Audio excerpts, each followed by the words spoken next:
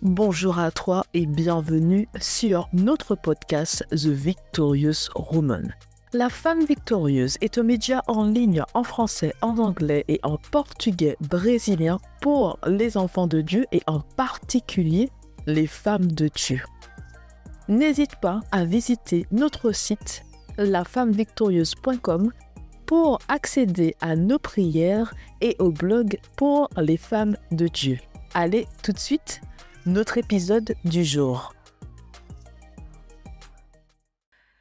Hello guys, j'espère que vous allez bien, que vous avez passé un bon week-end et que la semaine se débute comme vous l'avez imaginé. Moi ça va, du moins un peu fatigué quand même. Mais vous savez, Dieu, il sait comment camoufler la fatigue déjà. Même quand vous me voyez sourire là, vous n'avez pas l'impression que je suis fatiguée. Mais ça va, Dieu il renouvelle mais encore et encore mes forces et je suis vraiment contente de vous retrouver pour une nouvelle épisode. En tout cas, bienvenue aux nouveaux personnes qui nous rejoignent pour la première fois. C'est avec joie que je vous accueille sur la chaîne La Femme Victorieuse. Soyez les bienvenus, sentez-vous comme chez vous. D'ailleurs, vous êtes chez vous. Vous n'avez pas le choix. Vous êtes chez vous. Donc voilà, et welcome back à nos abonnés fidèles. Merci vraiment de nous suivre, de suivre ce qu'on fait, que vraiment ce que Dieu nous dépose de notre cœur. Et j'espère aussi que cela vous bénit. Donc, rentrons dans le vif du sujet aujourd'hui. De quoi va-t-on parler? On va parler de la crainte de Dieu, avoir la crainte de Dieu. Et guys, je suis sûre que certaines personnes vont voir ça, ils vont dire, oh là là là là là, je vais éviter cette vidéo. Non, non, non, tu vas te connecter, c'est pour toi, cette vidéo est pour toi. Parce que souvent, on ne se rend pas compte, mais quand on entend crainte, on a peur, Non, eh bien, on va casser ça aujourd'hui. Je vais vraiment vous montrer les choses en détail et vraiment comprendre ce que c'est avoir la crainte de Dieu. Donc, prenez la place, prenez votre thé et on va commencer. Donc, vraiment, je vais prier. Seigneur, je te dis merci, merci pour ta grâce, merci pour ta miséricorde, merci pour ce que tu fais, Père éternel, dans notre vie. Seigneur, je veux remettre, Seigneur, cette vidéo devant toi, Père éternel. Je prie vraiment que les personnes qui en ont besoin, Seigneur, vont retrouver cette vidéo et que vraiment, Seigneur, que ces personnes qui avaient une perception de la crainte, de la peur, etc., Seigneur Dieu, je prie vraiment que cette vidéo, Seigneur, soit une révélation pour eux, Père éternel, lorsqu'ils vont regarder cette vidéo et de se dire, Seigneur Dieu, plutôt que d'avoir peur, mais c'est vraiment, Seigneur, d'être dans tes voies, de te respecter, Seigneur Dieu, de te plaire, Père éternel, Dieu Tout-Puissant. Alors, je te remets toutes choses entre tes mains et ce nom puissant que je prie. Amen. Allons-y, on va commencer, guys. Moi, j'ai hâte. En tout cas, j'ai très hâte quand j'ai préparé ce message. J'avais juste une joie parce que c'est avec le temps, en fait, que je comprenais vraiment ce que c'est avoir la crainte de Dieu. Et en le préparant, ça m'a fait plaisir. Et vraiment, le partager avec vous, j'ai juste hâte. Donc, let us go. Alors, la crainte en grec. Et pour les personnes qui ont déjà regardé les vidéos précédentes, savent que j'aime utiliser les mots grecs. Ça me permet de comprendre le verset, ça me permet de diviser le verset en plusieurs morceaux pour que je puisse vraiment comprendre dans mon intelligence, parce que parfois on lit des versets et on ne comprend pas. Et moi, ma méthode, c'est vraiment chercher les mots-clés en grec pour que je puisse comprendre. Donc, la crainte en grec, c'est phobéo. Phobéo veut dire une obéissance révérencieuse, hésiter à faire quelque chose, humble, respectueux. Et avoir la crainte de Dieu avant toute chose, c'est la piété envers Dieu, l'obéissance, honorer, foi et respecter Dieu. Et vous savez, parfois, alors avant, quand j'entendais ce mot crainte, c'est comme si dès que je fais quelque chose, j'avais même peur d'aller devant la face de Dieu parce que je dis, Seigneur, je te suis pas digne. Ah, si je fais ça, Seigneur, qu'est-ce que tu vas faire? Ah, j'étais comme ça, franchement, les guys, j'étais comme ça. Et vraiment, quand j'ai encore étudié ce verset, dont je vais vous partager dans quelques instants, ça m'a transformée. Je me suis dit, mais waouh, en fait, on est là à avoir peur de Dieu, alors que non, on veut juste lui plaire. C'est ça, avoir la crainte. Plaire à Dieu. Et La différence entre la peur et la crainte, la peur, c'est une, comment dire ça, c'est soudaine, inattendu, on ne sait pas ce qui va se passer. Et c'est exactement ça. Parfois, on peut parler, on va prendre l'exemple, par exemple, du péché, on pêche et et l'ennemi, en fait, va commencer à entrer dans notre cerveau en mode, ah, tu n'es pas digne, etc. Et du coup, tu vas avoir peur d'aller devant la face de Dieu. Et c'est pour ça que beaucoup sont encore sous l'emprise de, que ce soit les addictions, que ce soit le péché, et bien d'autres choses sont vraiment, comment je puis dire, captives en fait, parce qu'ils se disent, mais si je vais devant Dieu, mais qu'est-ce qu'il va me faire? Oh, le Seigneur va me frapper, oh, sa colère va descendre sur moi. Oui, c'est vrai, nos actes, il y a des conséquences, mais la crainte, c'est pas ça. C'est pas avoir peur de Dieu, bien au contraire. Et lisons en fait dans Psaume 111 et verset 10. La crainte de l'Éternel est le commencement de la sagesse. Tous ceux qui respectent ses décrets ont une raison saine. Et la sagesse, on va le casser encore en grec. Sagesse en grec veut dire phronésis, compréhension, connaissance de la volonté de Dieu. Donc, si on doit remplacer la crainte de l'Éternel, on va le remplacer par obéir l'Éternel, honorer l'Éternel, respecter l'Éternel et le commencement de la volonté de Dieu. C'est la compréhension. Qu'est-ce que Dieu veut nous faire comprendre dans certaines situations? Est-ce que face à... je ne sais même pas quel exemple je peux donner, mais par exemple, face à des situations, qu'est-ce que tu as comme connaissance? Qu'est-ce que Dieu te communique pour que tu puisses voir les choses différemment? Et en fait, avoir la sagesse, cela change toute la donne. D'ailleurs, pour moi, je pense que c'est une des éléments le plus essentiels de notre vie aujourd'hui, c'est avoir la sagesse, avoir la connaissance. On ne peut pas marcher et ne pas savoir où on va. C'est juste impossible. On marche et puis c'est pourquoi un tel peut dire, mais un tel est folle, un tel est fou. Non, c'est vraiment avoir la connaissance. Et ça, c'est vraiment, on doit vraiment demander ça à Dieu. Avoir la connaissance, c'est tellement important. Et je pense que ça nous évite tellement d'erreurs, tellement de temps à perdre. Et voilà, en fait. Et vraiment, je ne vois même pas pourquoi aujourd'hui on a peur de Dieu. Parce que Dieu, il est tout simplement amour. C'est comme nos parents biologiques. On a fait une bêtise et on a peur en fait de venir devant nos parents parce que qu'est-ce qu'ils vont dire?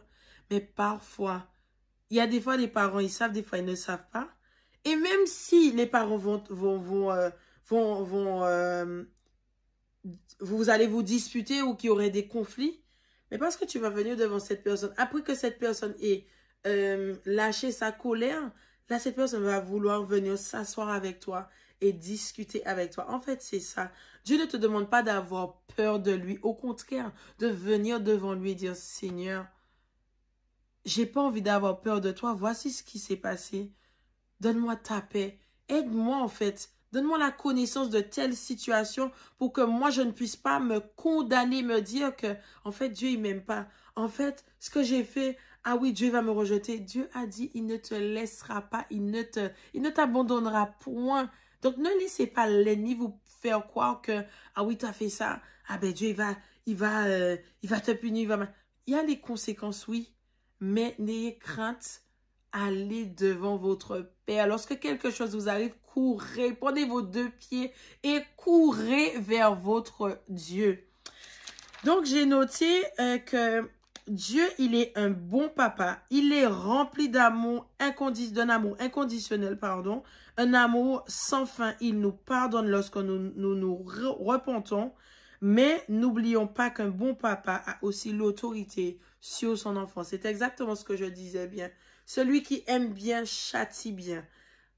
Parfois, on fait des choses et des fois, on se dit, oh là là, j'ai pas envie que le Seigneur me fasse quelque chose. Mais parfois, on doit, comment dire ça, on doit en fait assumer nos actes. Derrière les actes, il y a des conséquences. Mais c'est pas pour autant en fait que notre Père ne nous aime pas. Et comment peut-on avoir la crainte de Dieu? Sortir, le premier point, sortir de nos compromis. Et oui, craindre Dieu, c'est sortir de la alors, oula, pour ne pas dire de bêtises, ne pas compromettre. Je sais pas ce qui s'est passé ce soir-là, mais... Donc, et j'ai marqué dans notre relation avec Dieu, nous savons qu'au-delà de le connaître, il faut chercher, premièrement, chercher le royaume de Dieu. Et même s'il y a des bénédictions derrière, etc., mais c'est chercher, premièrement, le royaume des cieux. Parfois, nous avons nos propres désirs, mais c'est à nous de décider, est-ce qu'on va suivre nos désirs ou est-ce qu'on va suivre Dieu, suivre sa volonté, suivre ce qu'il a prévu pour nous. Donc, le premier point, c'est vraiment sortir le fait de compromettre. Voilà, c'est ça. Arrêter la compromission. J'espère que j'ai bien dit le mot. Excusez-moi, je suis anglophone. Je m'excuse d'avance. Donc, c'est vraiment ça. Parce que lorsqu'on craint Dieu, c'est parce que il y a des situations dont on va nous retrouver et on va se dire, est-ce que vraiment on va compromettre nos valeurs? Est-ce qu'on va vraiment compromettre? Surtout si Dieu nous parle. Et on se voit dans une situation, on sait qu'on ne doit pas compromettre, mais on continue de le faire quand même. Et lorsqu'on arrive devant une impasse ou même on a vu l'échec arriver, mais au loin, on ne savait pas en fait qu'on allait arriver face à l'échec, face à un problème, etc. Alors que Dieu voulait nous épargner ça. Et là, on a peur. Mais justement, pour justement ne pas avoir peur de Dieu, c'est savoir prendre du recul et de se dire, je ne vais pas compromettre. Si j'ai dit ça, ça, c'est ça. Deuxièmement, rechercher la paix avant tout. Nous avons parfois nos pulsions humaines. Nous laissons nos sentiments s'exprimer, surtout par rapport à une situation, une personne. On va prendre l'exemple. Une personne peut nous faire du mal, surtout si c'est pas nous qui avons fait une faute. Et dans ce moment-là, des fois, on a envie d'agir, on a le sang chaud, le sang qui bouillonne à l'intérieur. Mais là, c'est rechercher la paix. Parfois, craindre Dieu, c'est dans cette situation, il vaut mieux que qu'on m'humilie, que je réagisse d'une autre manière. C'est vraiment... Qu'est-ce que Dieu aurait fait dans cette situation? Avoir la crainte, c'est craindre de mal agir, car Dieu nous donne l'amour ou la paix. Vraiment, parfois, lorsqu'on fait face à certaines situations, on doit vraiment se demander, est-ce que si Jésus, d'ailleurs Jésus est tout le temps là, peu importe où on va, il est là. Et face à cette situation, une situation, on doit se dire, mais Seigneur, comment tu aurais réagi face à cette situation? Et c'est dur, hein? Je vous avoue, je ne suis pas parfaite, je suis devant vous, je suis comme vous, j'ai besoin de Dieu. Parfois, il y a des situations où je ne réagis pas forcément bien, mais c'est un travail avec Dieu, c'est une collaboration avec Dieu. Et je vais prendre l'exemple dans mon travail. J'ai vécu une situation de décembre jusqu'au mois de février avec une collègue. J'avais pas tort. Mais je manquais de rigueur, en fait, à un moment donné de mon travail. Mais cela n'excusait pas, en fait, comment ma collègue s'est comportée. Elle me criait dessus, elle tapait sa main sur sa table, alors que j'avais juste besoin d'être dans une situation. Et vous savez, moi, j'ai du mal à demander de l'aide. Encore aujourd'hui, je travaille dessus. J'ai du mal à demander de l'aide. Alors là, quand je demande de l'aide et moi, qu'on me fasse honte, qu'on m'humilie devant d'autres personnes, surtout qu'on est dans un open space et que je travaille avec d'autres collègues, c'est dur. Mais dans cette situation, on se pose tellement de questions et comment dire ça, tant qu'on est on a la chair et le sang, on a envie de réagir tout de suite, genre, toi là, je vais attraper ton col. Mais en fait, c'est dans cette situation, pardon, et de se dire, mais Seigneur, j'ai pas envie de mal agir. montre-moi, donne-moi la connaissance, montre-moi, donne-moi des stratégies, comment puis-je réagir face à certaines situations. Troisièmement, pour craindre Dieu, il faut marcher par l'Esprit de Dieu, marcher par, comment dire ça, l'Esprit qui est en nous, marcher avec Dieu, collaborer avec Dieu. Suivre Dieu nous demande d'obéir et être en abnégation afin que nous ne suivons pas les désirs de la chair. Galates 5, versets 24 à 25 nous dit: Ceux qui sont à Jésus-Christ ont crucifié la chair avec ses passions et ses désirs. Si nous vivons par l'Esprit, marchons aussi par l'Esprit. Marcher par l'Esprit demande des efforts, demande de modifier nos attitudes et faire des choix dans nos vies. Donc, oui, c'est vrai que Dieu va nous aider dans des situations, mais nous avons notre part à faire. Oui, on peut prier, etc., mais face à des situations, parfois Dieu va nous mettre face à des situations pour voir est-ce que réellement on a sa crainte. Est-ce que c'est-à-dire, et aussi craindre Dieu, c'est avoir l'image de Dieu. C'est-à-dire, dans une situation, c'est avoir l'image de Dieu, ressembler à Christ. C'est pas facile, hein? Mais je vous encourage vraiment à marcher avec Dieu, à collaborer avec lui, à vraiment lui demander tout le temps: Seigneur, apprends-moi à être comme toi, pas être parfaite, mais lorsque les gens me voient, qu'ils te voient, toi, à travers ma vie, que mon comportement, comme mes attitudes. Laissez-moi vous dire quelque chose, hein. Cela ne sert à rien, mais strictement rien de dire à quelqu'un: ah, je suis chrétien, ah, je vais à l'église tous les dimanches. C'est lorsqu'on est de lundi à samedi, est-ce que ce qu'on reflète à l'église le dimanche, est-ce qu'on le reflète aussi la semaine? C'est ça aussi. Craindre Dieu, c'est avoir l'image de Dieu, c'est le respecter. Respecter qui il est, respecter son caractère. C'est honorer Dieu. Et vraiment, parfois, c'est la question qu'on doit se poser. Est-ce que dans mon comportement, est-ce que moi, j'honore vraiment Dieu? Je vous invite vraiment à vous poser cette question. Est-ce que réellement, vous honorez Dieu dans vos comportements, comment vous traitez les gens, comment vous faites face à certaines situations? Et j'ai noté 3 points pour qu'on puisse finir avec ce sujet pour aujourd'hui. Comment peut-on craindre Dieu?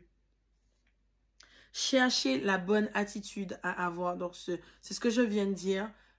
Avoir l'image de Christ. Avoir l'amour.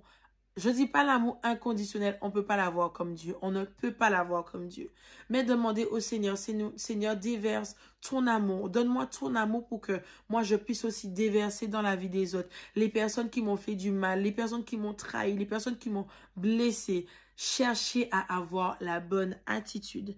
Deuxièmement, obéir à ses commandements. Craindre Dieu, c'est obéir ses commandements. Et lorsqu'on obéit à ses commandements, on n'aura pas peur. On n'aura pas à se dire: mais Dieu m'avait déjà dit de ne pas faire ça. Maintenant, qu'est-ce qu'il va... Non, vraiment, obéir à sa parole. Obéir à ses commandements.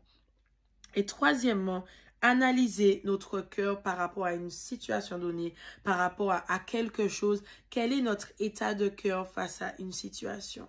C'est ça, craindre Dieu. Et franchement, j'espère vraiment que ce sujet vous a béni, vous a permis de voir plus clair par rapport à comment craindre Dieu et ne pas avoir peur de Dieu. Et je le répète, avoir peur, c'est... On sursaute, c'est l'inattendu, on ne sait pas quoi faire, mais qu'est-ce qui va se passer après ce que je viens de faire? Mais oublier en fait la peur et de se dire: je vais apprendre à honorer Dieu, je vais apprendre à lui plaire, je vais apprendre à le respecter. C'est vraiment ça. En tout cas, je vous dis, soyez bénis, que le Seigneur vous bénisse, passez une excellente semaine et si vous n'êtes pas encore abonné, n'hésitez pas à souscrire juste en bas, pardon. Et on se dit à très bientôt pour une nouvelle épisode. Soyez bénis de la femme. Pour aller plus loin, tu peux t'inscrire à nos sessions de formation L'identité et la puissance de la femme selon Dieu ou encore nos séminaires sur la confiance en soi et sur la peur. Pour t'inscrire, tu as juste qu'à cliquer sur un des liens qui se trouve dans le descriptif. Merci d'être resté avec nous jusqu'à la fin et à très bientôt!